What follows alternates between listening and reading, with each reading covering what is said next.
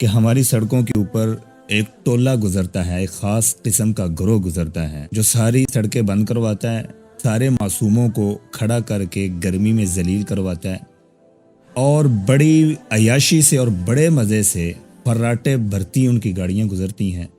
یقین کریں ناظرین، ان کو دیکھ کر یہ کئی دفعہ ہمارا تجربہ ہوا، اور وہاں پر کھڑے ہو کر دیکھے انسان جس طرح وہ گاڑیاں دوڑتی ہوئی جا رہی ہوتی ہیں، ایسے لگ رہا ہوتا ہے جیسے وہاں واگا بارڈر پہ پرتھوی راج اپنی فوج لے کر آیا ہوا ہے، ابھی جا کے انہوں نے اس کو فتح کرنا ہے۔ کوئی پروگرس نہیں ہے کسی غریب کے لیے، اور گاڑیاں ایسے دوڑا رہے ہیں، کبھی ادھر جا رہے ہیں کبھی ادھر جا رہے ہیں، جیسے وہ باندر کی کہانی مشہور ہے کہ باندر آندا بس میریاں تسی آؤنیاں جانیاں ویکھو۔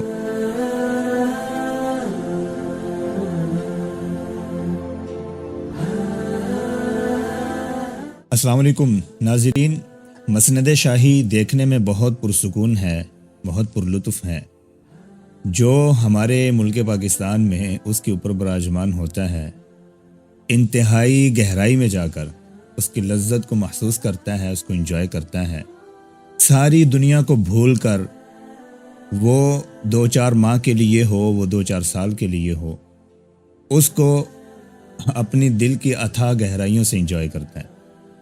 لیکن کیوں غافل ہیں اس کرسی پر بیٹھنے والے لوگ، اس مسند پر براجمان ہونے والے لوگ، کہ کتنی بڑی ذمہ داری ہے، کتنا بڑا بوجھ ہے ان کے کندھوں کے اوپر، جس کے بارے میں قیامت کو سوال کیا جائے گا، جس کا جواب یہ نہیں دے سکیں گے۔ عمر فاروق رضی اللہ عنہ خلافت کا بار نہیں اٹھا رہے تھے، کہتے کہ مجھ سے یہ وزن نہیں اٹھایا جائے گا۔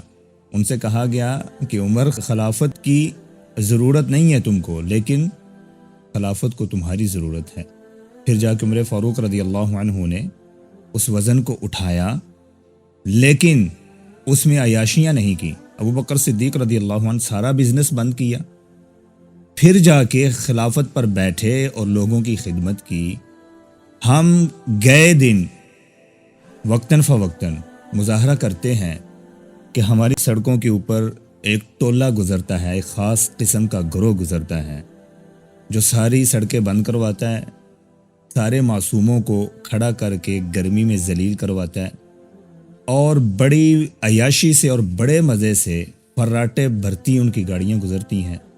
یقین کریں ناظرین، ان کو دیکھ کر یہ کئی دفعہ ہمارا تجربہ ہوا، اور وہاں پر کھڑے ہو کر دیکھے انسان جس طرح وہ گاڑیاں دوڑتی ہوئی جا رہی ہوتی ہیں، ایسے لگ رہا ہوتا ہے جیسے وہاں واگا بارڈر پہ پرتھوی راج اپنی فوج لے کر آیا ہوا ہے، ابھی جا کے انہوں نے اس کو فتح کرنا ہے۔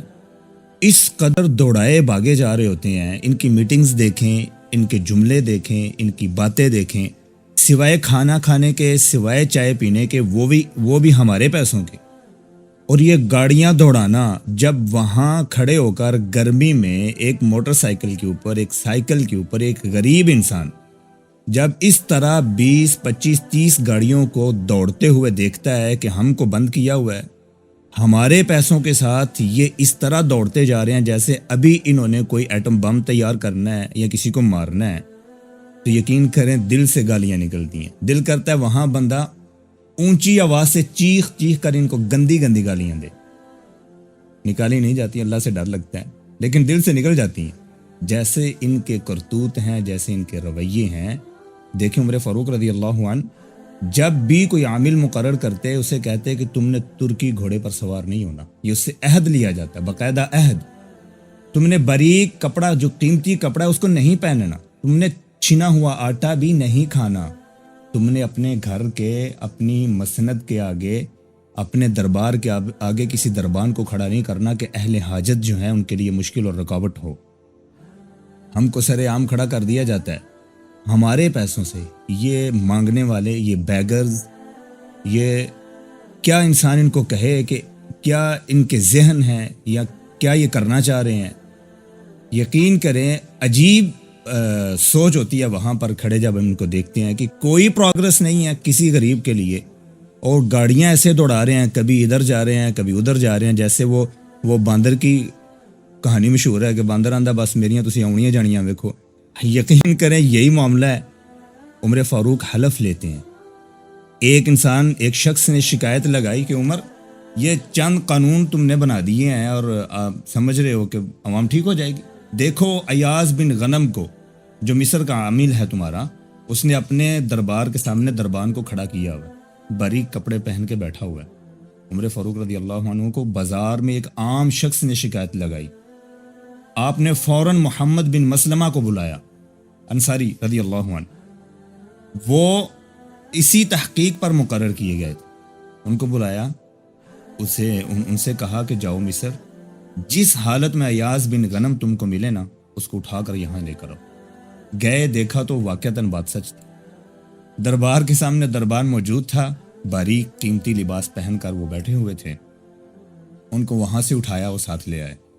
عمر فاروق رضی اللہ عنہ نے دیکھا اور ایک موٹا کمل منگوایا، باریک کرتا اتار کر وہ پہنایا.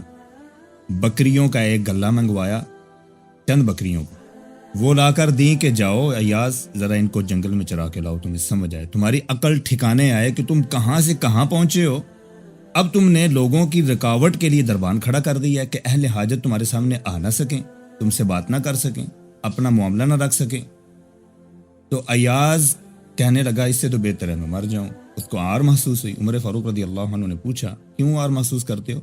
تمہارے باپ کا نام غنم ہے اور غنم کا معنی بھی یہ ہے کہ وہ بکریاں چرایا کرتا تھا، اسی وجہ سے اس کو غنم کہا گیا.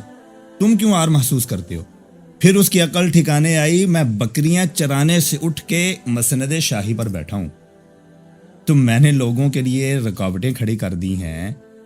تو اس کی عقل ٹھکانے آئی، لگتا ہے کہ ان کو بھی بکریوں کا ایک ٹولہ دینا پڑے گا اور کسی جنگل میں ان کو بھیجنا پڑے گا، اور اللہ کرے کوئی ایسا بندہ آئے جو ان کو بھیجے کہ جاؤ تم جہاں سے اٹھ کر، جس گلی جس محلے سے اٹھ کر تم اس مسند شاہی پر بیٹھے ہو اور جو حال تم کر رہے ہو قوم کا، تم واپس اسی سچویشن پہ جا کر سوچو تو پھر تمہیں علم ہو، تمہیں پتہ چلے. حضرت سعد بن ابی وقاص رضی اللہ عنہ، انہوں نے کوفہ میں اپنے گھر کے اندر ایک ڈیوڑی بنوا دی جس کی وجہ سے لوگوں کو رکاوٹ ہوئی. عمر فاروق رضی اللہ عنہ نے اس کو ختم کروایا، ان کے سامنے کھڑے ہو کر اس کو گروایا. وہ کھڑے دیکھتے رہے، کوئی بات نہیں کر سکے. غریب کے لیے رکاوٹ ہے، ہر جگہ پر رکاوٹ ہے، ہر جگہ پر کھڑا کرنا ہے، ذلیل اور رسوا کرنا ہے. اور جن کی عقل 2 ٹکے کی بھی نہیں ہے، وہ بڑی بڑی گاڑیوں میں فراٹے بھرتے ہوئے جا رہے ہیں. کوئی سمجھ نہیں آتی کہ انہوں نے کیا کھودنا ہے، کیا نکالنا ہے، کیا کرنا ہے. اللہ ہے ہمارے ملک پر رحم فرمائیں، اس ملک پر رحم کریں. وہ امیر الاسلام ہاشمی نے کیا خوب کہا ہے نا، اقبال تیرے دیس کا کیا حال سناؤں، شاہین کا جہاں آج کرگس کا جہاں ہے.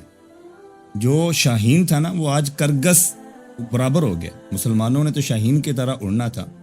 شاہین کا جہاں آج کرگس کا جہاں ہے، ملتی ہوئی ملا سے مجاہد کی اذاں ہے. مانا کہ ستاروں سے بھی آگے ہیں جہاں، اور شاہین میں مگر طاقت پرواز کہاں ہے. اقبال تیرے دیس کا کیا حال سناؤں، محمودوں کی صف آج ایازوں سے پرے ہے. جمہور سے سلطانی جمہور ڈرے ہیں، تھامے ہوئے ہیں دامن یہاں پر جو خودی کا، مر مر کے جیے ہیں کبھی جی جی کے مرے ہیں. اقبال تیرے دیس کا کیا حال سناؤں. دیکھو ذرا محلوں کے پردوں کو اٹھا کر، شمشیر و سنا رکھی ہے طاقوں پہ سجا کر. شمشیر و سنا رکھی ہے طاقوں پہ سجا کر، آتے ہیں نظر مسند شاہی پہ رنگیلے، آتے ہیں نظر مسند شاہی پہ رنگیلے. تقدیر امم سو گئی تاؤس پہ آ کر، اقبال تیرے دیس کا کیا حال سناؤں. مکاریو ایاریو غداریو ہی جان، اب بنتا ہے ان 4 عناصر سے مسلمان. قاری اسے کہنا تو بڑی بات ہے یارو، اس نے تو کبھی کھول کے دیکھا نہیں قرآن. اقبال تیرے دیس کا کیا حال سناؤں. یہ ہمارے ان رنگیلے مسند شاہی پر بیٹھے لوگوں کا حال ہے جو ہم دیکھ رہے ہیں. اللہ ہے ہمارے ملک پر رحم فرمائیں اور ہماری اس قوم کو بھی سمجھنے کی توفیق عطا فرمائیں. دوبارہ ملیں گے، یاد رکھیے گا. السلام علیکم ورحمۃ اللہ وبرکاتہ.